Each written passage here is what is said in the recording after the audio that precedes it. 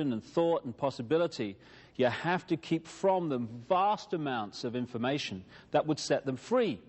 Set them free to understand that the world is being controlled in the first place, and also set them free from their own sense of limitation. So throughout this period of time, the same structure can be seen, and it can be symbolized, as you see here, by a pyramid.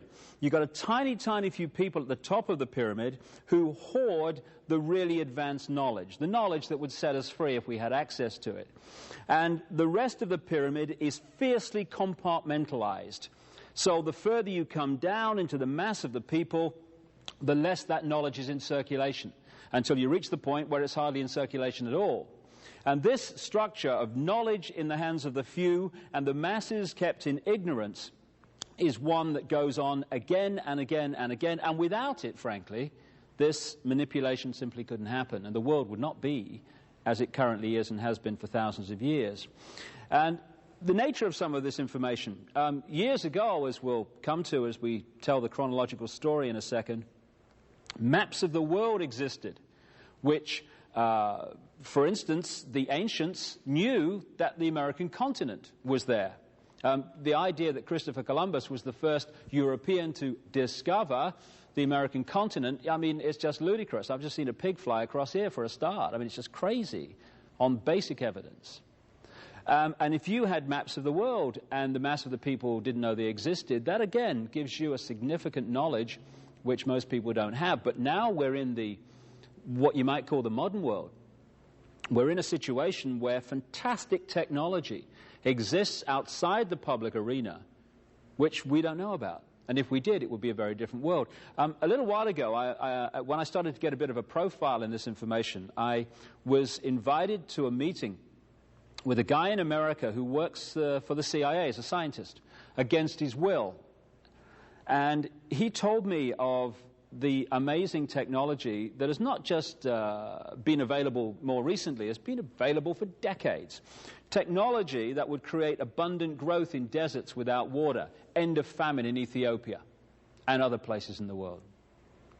That would give us all the power and warmth we need in our homes, in our businesses, in our factories, without using polluting fossil fuels and these other sources which are doing such damage to the planet. Technology which could cure cancer and so-called incurable diseases exists now. Why don't we have it?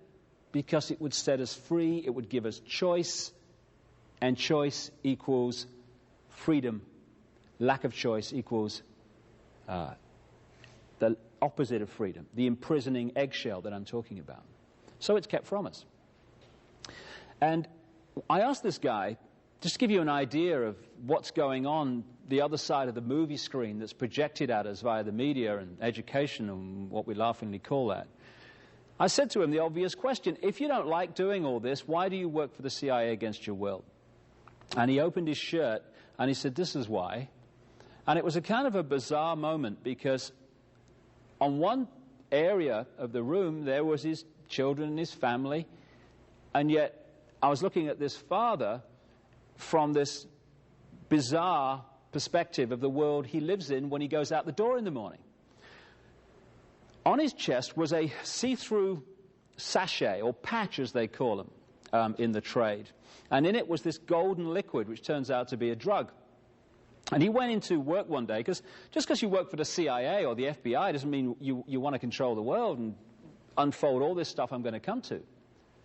Most people think they're serving their country. Why? Because they're down here in the pyramid. He went in to work one day, and he has missing time he still can't account for. He remembers just waking up, however, in this room, and when he woke up he realized this patch was there. And the reason it was there was this: his body had been manipulated to need that drug to survive. And if the drug is not replaced, and the patch has to be replaced every 72 hours, he starts to die. And after one incident, when he said no more, they did that. And this is just one of countless people all over the world who are geniuses in their area, that could use that genius to set the world free, who in fact use it because of this situation to further imprison the world and deny us the knowledge of the existence of these technologies, while the very same technologies are used against us to increase the control. Because, of course, knowledge is neutral. Technology is neutral. It's how you use it that is positive or negative, and is either freeing or imprisoning. So I got to the point, particularly in a book called And the Truth Shall Set You Free, where I'd, in very great detail, highlighted the structure of how the world is controlled today.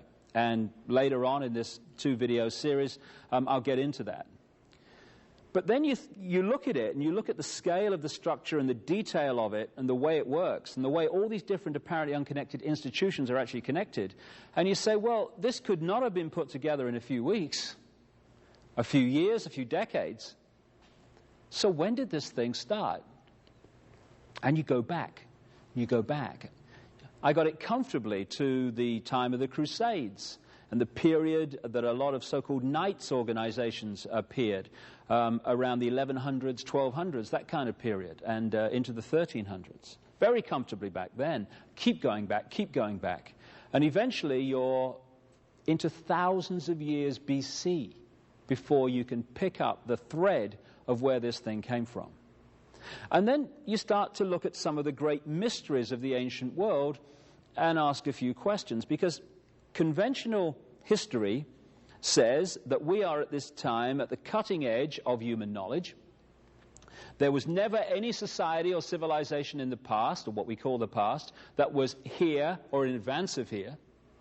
And in fact, the ancients were like primitive and didn't know much. Well, who built these then? The pyramids at Giza and some of the other great structures of the ancient world, which are mathematically, geometrically, perfection. Who built them? Bill and Ethel in the tent? I mean, who did it? Then you look at some of the other... This is Easter Island. I'm sure I know someone looks like that. I'm sure I know someone that was designed on. But this is, again, thousands of years ago. And them hats there are apparently 10 tons. Be interesting, wouldn't it? How did they get them up there? You know, you imagine it, can't you? Come on, Bill, bit more, left, right. Was done by high intelligence. No one knows where they came from. All the pyramids. Look at this. This is in Peru. Now, this has been done by an axe and chisel, isn't it? Look at the perfection of the way that stone is fitted into the rest. Can't hardly get a piece of paper between it. Thousands of years ago this was done by a primitive people. Oh, aye. Places full of pigs flying. Look at the size of this in Peru. You know, again, all right, Bill, bit heavier this time, to the left. Fantastic knowledge created these things in the ancient world. This stone there in the center is one of 3 weighing 800 tons, called the Trilithon, in a place called Baalbek, in what we now call the Lebanon. Thousands of years BC, that was built. And those 800-ton blocks had to be moved at least a third of a mile. Primitives did that. I read it somewhere. It must be true. He had letters after his name, the guy that said it. This is the Nazca lines in Peru again, on the Nazca Plains. There you have a situation where in the ancient world they scored away the top surface to reveal the white underneath. And amazing depictions of birds, insects, and animals were created in this way. And some of them were only discovered in terms of what they were when we rediscovered, and I emphasize the rediscovered how to fly in this century. Because some of these things can only be seen from 1,000 feet, apparently. So there's a bird and here's a spider. Again, the Nazca lines. How did they do that, this primitive people all over the world? Because they were not primitive. In the sense that there was a group within ancient society that had amazingly advanced knowledge. And that's the knowledge that's been hoarded and passed over to the few into the modern world that is still used to control us and always has been used to control us. And it's amazing. You know, people talk about prophecy.